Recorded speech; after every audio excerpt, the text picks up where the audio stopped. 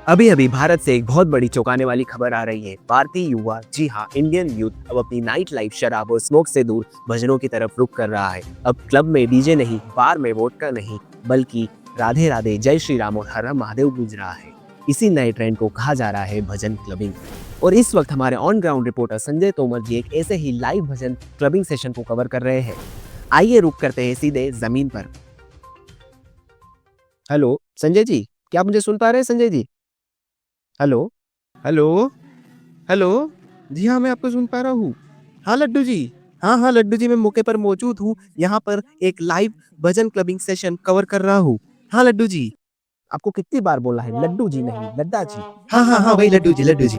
लड्डा जी, हाँ ठीक है, चलिए बताइए।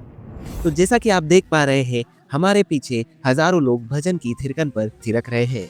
आश्चर्य की बात यह है, यहाँ कॉन्सर्ट जैसा माहौल है, लेकिन ना कोई दारू का ठेका है, ना स्मोकिंग जोन।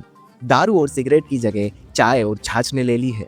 इसी नए कल्चरल ट्रेंड को कहा जा रहा है भजन क्लबिंग। जी हाँ, भजन क्लबिंग। सरल शब्दों में कहे तो भजन क्लबिंग परंपरागत भजन, आधुनिक म्यूजिक और कॉन्सर्ट वाले माहौल का फ्यूजन है। लेकिन ध्यान देने वाली बात यह है, यहाँ शब्द वही है, भाव भी शायद वही ही है, लेकिन प्रस्तुति का ढंग बदल गया है। अब चलिए जानते हैं यहाँ मौजूद युवाओं के क्या विचार है। जी भाई साहब, आप यहाँ पहली बार आए हैं? जी हाँ, पहले वीकेंड मतलब क्लब, दारू, हैंगओवर, लेकिन अब वीकेंड मतलब मानसिक शांति। यहाँ आकर ऐसा लगता है जैसे दिल भी नाच रहा है और दिमाग भी हल्का हो गया है। अच्छा, ऐसे मतलब मानसिक शांति नहीं मानोगे? वाह वाह वाह, बढ़िया बात बोल दी आपने। जैसा कि आपने जाना, यहाँ युवा मानसिक शांति के लिए आ रहा है। अब जानते हैं इस मर्द जैसी दिखने वाली युवती से इनके क्या विचार है। Thanks for inviting. सो देखिए, मैं कोई बहुत बड़ी धार्मिक इंसान तो हूँ नहीं, लेकिन इन सेशंस में आके ना एक कम्युनिटी, पॉजिटिविटी और सेंस ऑफ बिलोंगिंग महसूस होती है मुझे।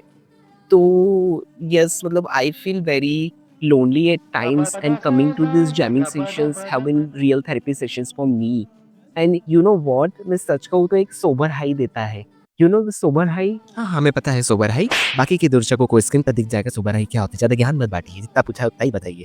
थैंक यू, धन्यवाद। तो जैसा कि आपने देखा, भजन क्लबिंग सिर्फ एक ट्रेंड ही नहीं, बल्कि युवाओं के लिए वे ऑफ एक्सप्रेशन बन चुका है। लौटते हैं स्टूडियो में लड्डू जी की तरफ। मैं रिपोर्टर संजय सिंह तोमर, कैमरामैन गजूधर के साथ। लड्डू नहीं, लड्डा जी, लड्डा। ठीक है, कोई बात नहीं, धन्यवाद आपका बहुत बहुत। तो दोस्तों, ये ट्रेंड इतना बड़ा हो चुका है कि प्रधानमंत्री नरेंद्र मोदी जी ने भी हाल ही में अपनी मन की बात में इसका जिक्र किया है। आइए जानते हैं उन्होंने क्या कहा। भक्ति अपनी गरिमा बनाए रखते हुए समय के साथ आगे बढ़ रही है। मंच आधुनिक हो सकता है, रोशनी हो सकती है, संगीत बदला लग सकता है, लेकिन भाव वही है, अध्यात्म। राधे राधे। लेकिन इस वक्त का एक बड़ा सवाल ये सामने आ रहा है कि युवाओं में भक्ति अचानक क्यों बढ़ रही है। इसका जवाब जानने के लिए हमारे साथ है हमारे in house expert doctor Gyaneshwar Prasad, social media Shastri ji. जी हाँ शास्त्री जी, बताइए। बहुत बहुत धन्यवाद लड्डू जी, हमें आपके शो पे बुलाने के लिए। लड्डू नहीं, लड्डा। हाँ वही लड्डू जी। ठीक है। तो जैसा कि आपने बहुत बढ़िया सवाल पूछा कि युवा में भक्ति ट्रेंड क्यों कर रही है, तो इसके पीछे मुझे 3 प्रमुख कारण दिखाई देते हैं। सबसे पहला है सोशल मीडिया। इंस्टाग्राम रील्स और यूट्यूब शॉर्ट्स ने भक्ति को ट्रेंडिंग बना दिया है। आज का युवा तीर्थ स्थलों पर जा रहा है, धर्म स्थलों पर जा रहा है, रील्स बना रहा है, वायरल होना चाहता है।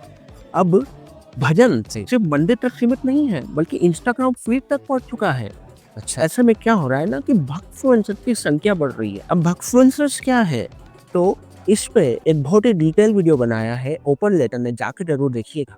तो भक्तफ्लुएंसर्स क्या है, ये युवाओं को अपनी भक्ति के माध्यम से, अपनी रील के माध्यम से इन्फ्लुएंस कर रहे, प्रभावित कर रहे, उन लोग जुड़ भी रहे हैं।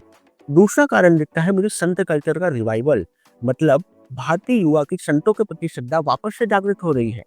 आज के युवा उन संतों को सुन रहे हैं जो उनकी भाषा में बात करते हैं, जैसे परम पूज्य श्री प्रेमानंद जी महाराज, जो नाम जप पर इतना जोर देते हैं। उनसे प्रभावित होकर युवाओं ने बहुत सारी गंदी आदतों को छोड़ दिया है और अपने जीवन में सुधार देखे हैं। प्रेमानंद जी महाराज जैसे संत लाखों युवाओं को प्रभावित कर रहे हैं। और इसी में एक और नाम सामने आता है जो मेरे पर्सनल फेवरेट है, कथावाचक इंद्र जी उपाध्याय जी। ये सिर्फ 28 वर्ष की आयु है इनकी, उन्होंने अभी तक हजारों युवाओं को कथा से जोड़ दिया है। बट दूसरी बात यह भी है कि इन्हीं कुछ असामाजिक युवाओं ने उनकी शादी के बारे में अनाप शनाप बातें फैलाई। खैर, इसके ऊपर भी शुभांकर मिश्रा जी ने एक बहुत बड़ा वीडियो बनाया है, जाकर जरूर देखिएगा। तीसरा कारण अकेलापन युवाओं में। आज का युवा अकेला है, डिप्रेशन जैसी समस्याओं से जूझ रहा है, भजन क्लबिंग उसे कम्युनिटी देता है, पॉजिटिव एनर्जी देता है, और जहाँ भजन होता है वहाँ नेगेटिविटी टिकती नहीं। समझिए लड्डू जी। लड्डू नहीं लड्डू जी। तो अब इस ट्रेंड को दिल्ली सरकार का भी समर्थन मिल रहा है।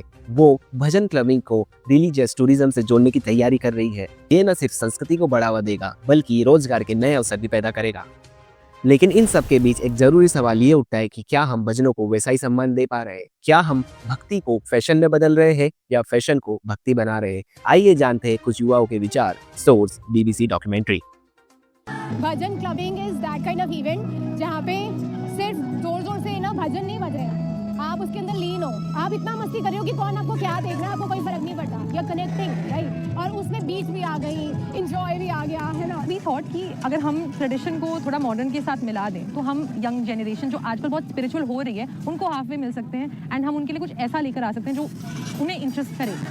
क्यों नहीं हम भगवान को अपनी नज़रों से देखें, और आजकल की यंग जनरेशन का यही नज़रिया है कि थोड़ी तो पार्टी बनती है। आप जीन्स में आओ, कुर्ते में आओ, चप्पलों में आओ, जैसे आपको आना है आप आओ, और बस मजे लो गानों के, भजनों के, और भगवान को याद करो। बड़ी बात बोल दी आपने तो। जो गिल्ट होता है ना यार, क्या कर लिया, इसीलिए मुझे भजन क्लबिंग में आना था कि मैं एंजॉय भी कर सकूं, मैं मधुमेह रस में डूब सकूं, मैं भक्ति रस में डूब सकूं, और द सेम टाइम मैं मस्ती भी कर सकूं। तो जैसा कि आपने देखा, ये थे हमारे भारतीय युवाओं के विचार। आपका क्या मत है हमें कमेंट में जरूर बताइए। वीडियो पसंद आए तो लाइक कीजिए, शेयर कीजिए, सब्सक्राइब कीजिए। और मैं Sushil Kumar Ladda read write repeat से साइनिंग ऑफ।